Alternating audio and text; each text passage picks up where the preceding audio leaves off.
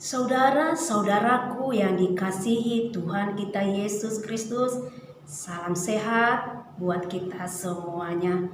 Kita bertemu kembali lagi di channel YouTube HKBP Pangkal Pinang yang senantiasa setia melayani saudara di dalam renungan harian buat kita.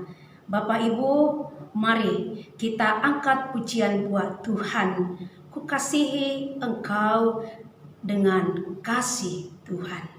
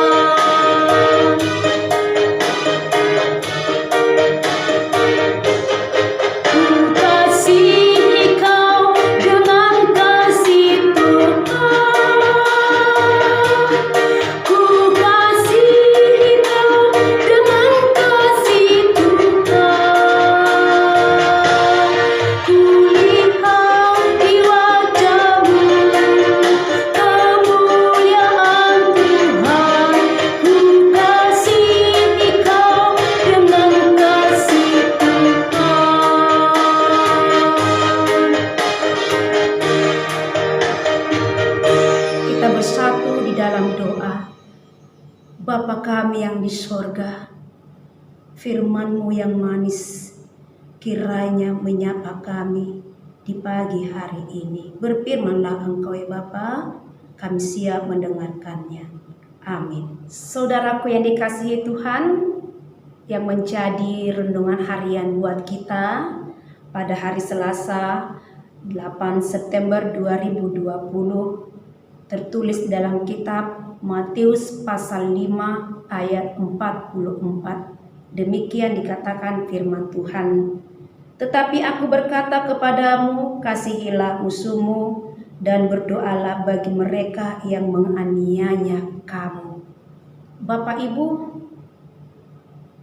topik dari renungan kita, kasihilah musuhmu.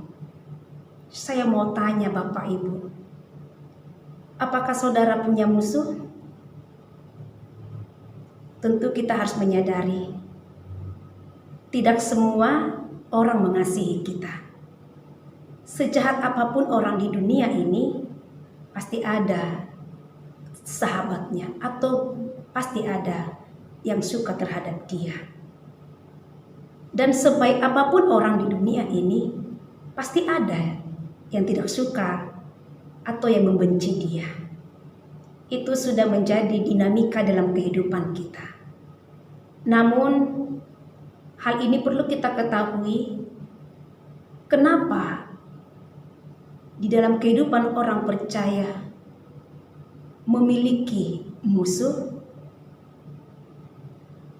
Saudaraku, jikalau kita memiliki musuh atau jikalau kita membenci seseorang, mungkin ini menjadi sebuah perenungan dalam hidup kita, di mana kita tidak mampu menjalin relasi yang baik dengan dia, atau kita tidak mampu untuk membentuk diri kita mengasihi walaupun dia tidak mengasihi kita. Saudaraku yang dikasihi Tuhan, di dalam kehidupan kita, Tuhan telah berfirman lewat renungan harian kita ini, di mana mau tidak mau, suka atau tidak suka, firman Allah berkata, kita harus mengasihi musuh kita. Karena itu sudah menjadi kewajiban bagi orang percaya. Mengapa? Menjadi kewajiban kita. Karena Allah telah lebih dahulu mengasihi kita. Allah tidak pernah memperhitungkan segala kesalahan kita atau dosa-dosa kita. Tuhan selalu menerima kita, menerima keberadaan kita. Bahkan Tuhan tidak pernah menghitung-hitung segala kejahatan kita. Jelas sekali, di mana Tuhan tidak menginginkan kematian orang fasik, melainkan Allah menginginkan akan pertobatannya kembali kepada Tuhan. Di saat kita kembali kepada Tuhan, Dia mengasihi kita, Dia menghapus segala dosa-dosa kita. Jadi jelas saudaraku, Allah mengasihi kita. Sekalipun kita selalu berbuat kesalahan, berbuat dosa, Dia tetap mengasihi kita. Dan saat ini juga kita merasakan itu. Karena Tuhan telah mengasihi kita, maka inilah yang menjadi pegangan dalam kehidupan orang percaya. Untuk meneladani karakter Tuhan. Karena kita adalah anak Tuhan, maka kita harus mencontoh, meniru karakter Tuhan, yaitu sifatnya adalah kasih. Jadi demikianlah hidup kita ini. Kita harus senantiasa mengasihi musuh kita. Bukan hanya mengasihi saja, melainkan mendoakan. Jikalau kita mendoakan musuh kita, maka kita akan merasakan, aku telah dikasihi oleh Tuhan, maka aku akan mengasihi dia. Artinya kita itu meresponi kasih Tuhan, tidak pernah menyimpan rasa dendam, tidak pernah menyimpan rasa sakit hati. Inilah yang mau kita tanamkan dalam hati kita. Maka oleh sebab itu jangan pernah lupa mendoakan orang-orang yang menyakiti kita. Karena firman Allah berkata, jikalau kau berbuat baik, perbuatan baikmu itu adalah kepada saya, bukan kepada dia. Jadi apapun yang kita perbuat di dalam kehidupan kita ini, semuanya itu kita perbuat buat Tuhan. Maka itu saudaraku, sebagai orang percaya yang telah dikasihi Tuhan Yesus, yang telah ditebus oleh Yesus Kristus lewat kematiannya di kayu salib, maka kita harus mengasihi. Sekalipun ada orang yang menyakiti hati kita, namun jangan pernah kau simpan rasa sakit dalam hatimu. Sebab mengampuni itu kata firman Tuhan, karena aku telah lebih dahulu mengampuni engkau. Mengasihi itu kata firman Tuhan, karena aku telah mengasihi engkau. Jadi saudaraku, jelas sebagaimana topik dari renungan kita, kasihilah musuhmu. Jangan pernah engkau membenci siapapun.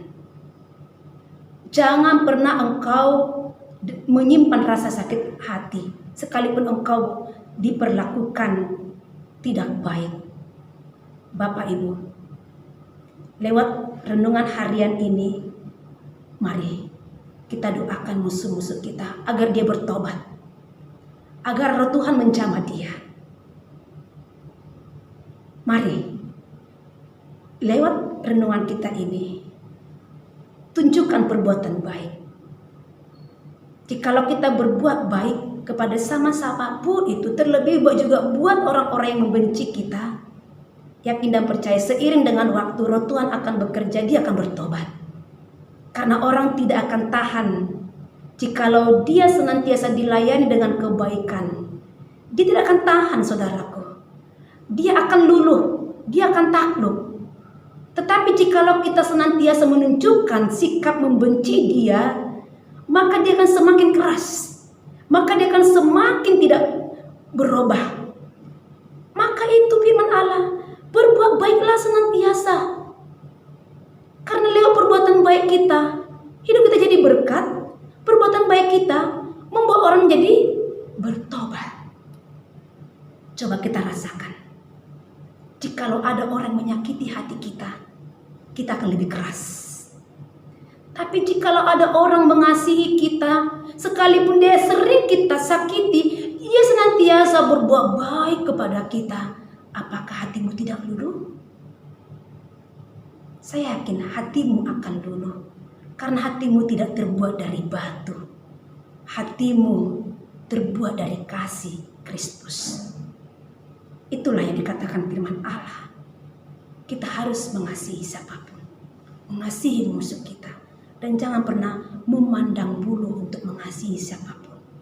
Karena kasih itu adalah hukum yang terutama dari segala hukum Allah. Saudaraku, hiduplah di dalam kasih, karena Allah telah mengasihi kita. Amin.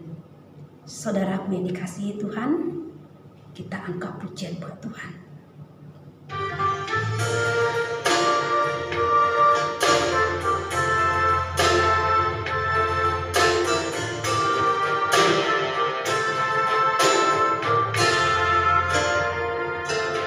Kasih itu lemah lembut serta sederhana. Kasih itu murah hati, sabar menderita.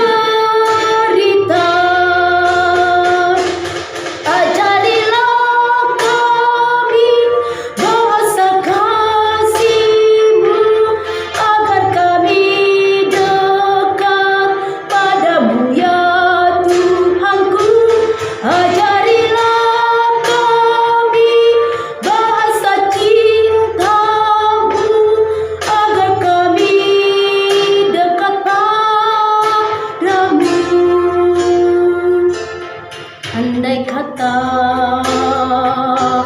ku dermakan seluruh hidupku, namun tanpa kasih sayang hampa tak berguna.